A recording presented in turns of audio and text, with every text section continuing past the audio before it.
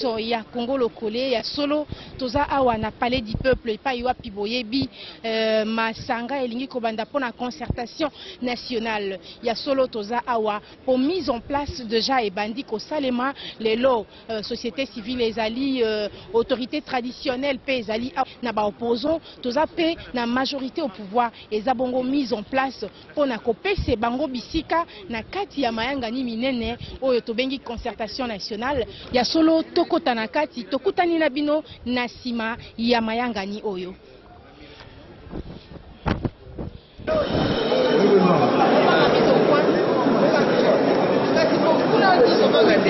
Comité implémentatif de la catégorie opposition intra-parlementaire du Bébisikami Balé. Par contre, il y a une opposition parlementaire à 50%, Pino fait, pose à 50%.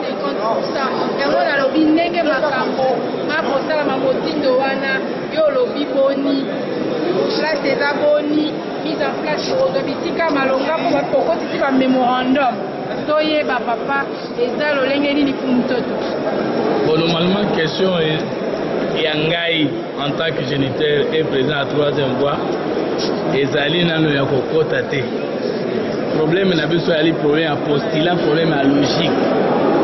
Tout cela qui déclaration commune de l'opposition n'a s'efface. Si Manangoto qui n'a conclave n'a limité. La déclaration commune de l'opposition, Toboyaki, aucune na concertation ou dialogue, parce que c'est l'objet sur troisième voie.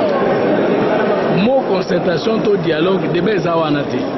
Pour Nanini, selon l'article 16, article alinéa 4, ligne 4 de la loi portant statut de l'opposition, concertation, non, dialogue, et ça tous les mots qu'on peut utiliser, l'un à la place de l'autre ou le deux. Mais pour nous, sur la ligne, il y a ordonnance à ma paix. Il y a la résolution à conclave, tout l'andelangu. Et nous sommes dans la carte, il y a un de sauver un dialogue sincère. Bandeko va créer un comité préparatoire, va violer déclaration commune de l'opposition dans ses passes. Bandeko va créer un comité préparatoire, va violer toutes les résolutions et à conclave na limité. Bandeko wana va se désigner sans passer par la plénière de l'opposition. Déduction est simple. Et Zali bongo pas opposant à Kabila. Donc c'est cas comme prémisse et bébé, puis surtout qu'on a les sous-soutés, on a encore dans la concertation. Parce que toujours qu'on a encore dans la concertation, suivant la procédure, on les a pour sécuriser biso. Le coup la bandimie qui base la concertation suivant l'ordonnance de Kabila, ça veut dire les résolutions, il y a plénière à la concertation et qu'on a l'opposable dans tout le monde était. Ça veut dire qu'il y a un bureau d'études ici et qu'il n'y a pas M. Kabila et PC et il va décider comme il veut. Et là, comme il balé, que l'issue ou la fin des concertations que le gouvernement d'union nationale, biso troisième voie, qui jamais cocotte dans le gouvernement d'union nationale. Parce que cocotte dans le gouvernement d'union nationale, il y a côté les missions législatives en cours, fait que Kabila Makoki a collé en 2016. Alors, tout ça, tout ça, les l'autre côté, soit tu contraindre Bango à ne pas arriver en 2016. Ceux qui sont dans ma capacité, tu commis en 2016 et assumer la fin de l'ère législative, c'est-à-dire 5-5. Donc, nous ne sommes pas dans cette logique-là. Mais il y a un problème qu'il faut régler. Sénat, l'Assemblée nationale, l'Assemblée provinciale, mandat essai l'équipe. Assemblée nationale issue des élections chaotiques. C'est autour de ces problèmes qu'on peut dialoguer. On ne peut pas dialoguer autour de la possibilité d'entrer tous au gouvernement. Je voudrais encore préciser, pour la biso troisième voie et dynamique de l'opposition non institutionnelle, nous tout le monde côté à la conclave, à la porte-parole de l'opposition, autorité morale et opposition. Les gens qui ont été foutana qui n'a eu, nous disons l'opposition, on va dire que Azawana parce qu'il y a escalité, ça veut dire que pas Aza président au Sénat, Azawana n'était pas parce qu'il y a de l'opposition. Par conséquent, il ne représente pas toute l'opposition parce que l'opposition, nous sommes dans l'institution. Ngaï Nazali, membre de l'opposition non institutionnelle. Aucun député, aucun regroupement, pas de plateforme de l'opposition aux institutions à quoi représenter l'opposition. En plus de ça, maman journaliste, il faut tout le dialogue autour de quoi? ce n'est pas tout de la cohésion nationale. Ce que tu as dit que dans le dialogue, pour tout souder la cohésion nationale, en fait que tu as route un ennemi. Mais entre 2006 et 2011, Bitumba Pe Zalaki Namboka, Bakongolais Pe Bakufaki, pour la ligne Babenga Bisona, cohésion nationale. Et puis dans la cohésion, entre qui et qui? Le problème de manque de cohésion ne se pose pas entre Kabila et les animateurs des institutions. Opposition dans la carte des institutions, et c'est indiment légitimité à Kabila. Parce que Bango, si vous que Kabila a pour ma légitimité, Bango paye pour ma légitimité parce que l'élection de Maki, Mkolomoko, n'y a Kabila Bolobakeza est légitime, il y a Binomoko Bolobakeza légitime. C'est que si nous voulons le dialogue ou la cohésion c'est entre tous les animateurs des élections bâclés et nous qui ne sommes pas aux élections, ça veut dire le peuple congolais. Mais maintenant, il y a un format, le bureau d'études, il y a mouvance présidentielle. Donc nous ne pouvons pas venir pour solliciter tout quoi dans la comité préparatoire, tout quoi dans le dialogue, dans ce format-là. Le collaborateur na bino ba déclaration to ba posta na bino ba revendication oyo ya conclave ko za ki na conclave ba opposant kuna na liberté chez les catholiques na yango soki mokondi ya mboka apesi to ba demande na bino ezwi ekote to ba boni troisième fois telemi akokoba lisusu te to akokota pe lisusu concertation yango te et puis akozala pe te ata un jour gouvernement union nationale ndenge eza souhaité ndenge ezokoma na se bino mokota soko motete mama tolezoni nano par rapport na bango moko na ordonnance ya président elobi nini esengeli opposition extra-parlementaire et parlementaire esengeli société civile esengeli majorité bon na comité préparatoire wana bato boni opposition extra-parlementaire obino boyebi oyebisa il y a solo extra-parlementaire et Zalinga na yo qui peut batomi parler. Banani batomi parler, bauti na plateforme nini. Kasi yango na lobi te, poko tisa memorandum te. Bino bokosa mokanda te pona ko revendiquer. Toyokana. Ngai fu mutoto. Na ala kubunda te ana kinto na diaspora po bato bandi mangake na combataka régime. Conclave komisi moto opposante. Concertation komisi moto opposante. Régime ya appartenir à l'opposition ezali mibale na Congo déclaratoire et pratique. Il faut d'abord ça déclaration pour ça mutu ya opposition elingi koloba ozo soutenir programme du gouvernement ni sur le plan national, ni sur le plan gouvernemental provincial, ni sur le plan municipal local et nyos. Ngana soutenaka Kabila na programme niti. De deux, est-ce que sur terrain to bundisaka régime oyo to bundisaka yango? Ça suffit. Bakota na conclave sans biso. Bakota na conclave na biso, c'est qui compte ali bituna tout pour ne pas na peuple congolais combat. Mutoto sikoyo ndenge toza libanda biso nyonso parce que comité préparatif eza na kati. Ya solo kati na bango pe opposant lokola yo baza. Yo za na troisième. Na éviter mais opposant bazali yo soki obengi bango ya pouvoir. Wana etali yo mais toyebi ete na comité wana bango baza. Yo zo fustiger nini? Na ba yo basanganya yo kodini yo moni ya malamu te. Pamba te sima ya comité préparatif wana eza bongo na masolo ekosalema. Tokokoto biso nyonso na kati tokoyeba nini ekatami kota eza boni mpona yebi ete tozondongwana esika nde ya kota. Opposition intra-parlementaire alingi azala na 50, extra pe alingi azala na 50.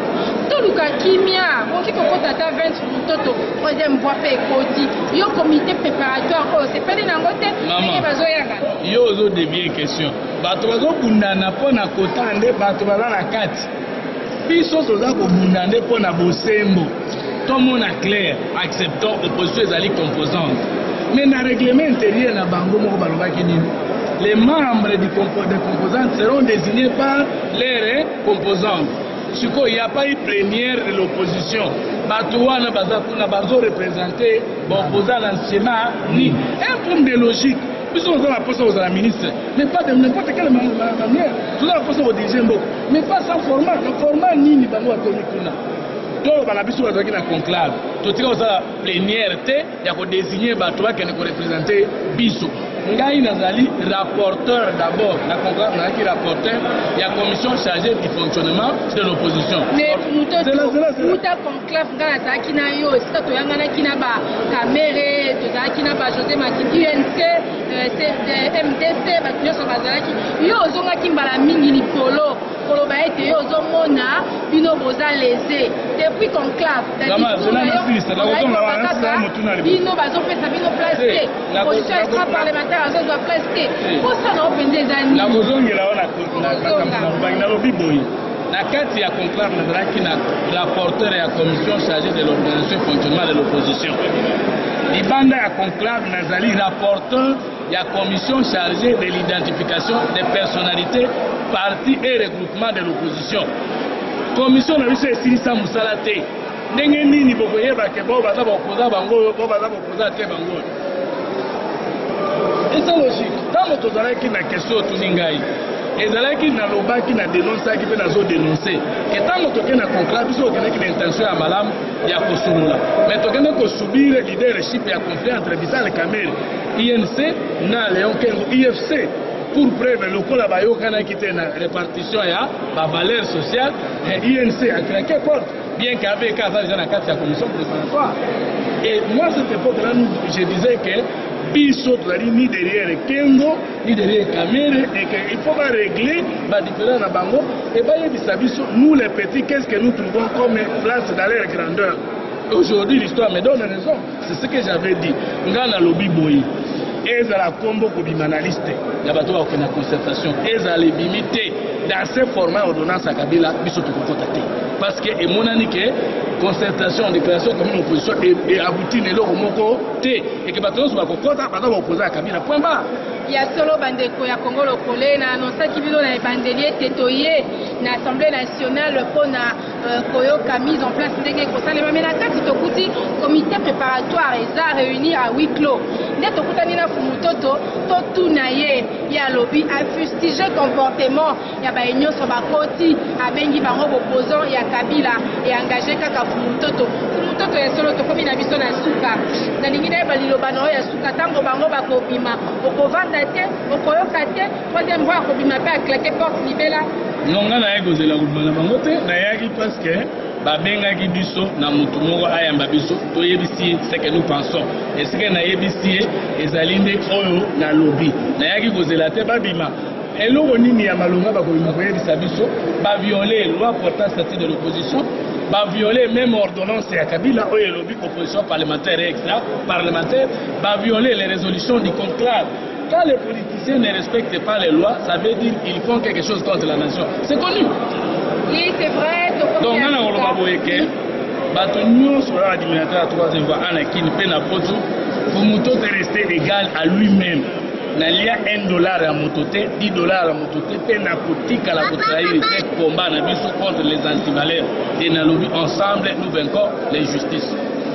Solo to komina suka ni solo ya lelo soki information ezate information yango yo bato opposant pe bosusu ya majorité baza réunis en comité préparatoire na kati kuna yango biso topesi kaka sango oyo tozwi son des cloches réaction ya mwana mboka génitaire ya troisième voie Fumutoto Basanga ye alobeli biso oyo bino moko boyoki tokutani na bino mbala ya nsima mpona masolo mosusu kasi mpe tokozela baye basangani na kati toyeba eloko nini ekobima kuna kasi Fumutoto aza déjà pessimiste alobi eloko malonga ekobima te mais mpo topesa sango tolengaka nde babinili tokozela bango babima tokopesa bino numéro ya émission mosusu tokoyoka résultat ya réunion oyo ezosalema à huis clos. Merci mingi Kimia Boboto omabota mabino. Merci.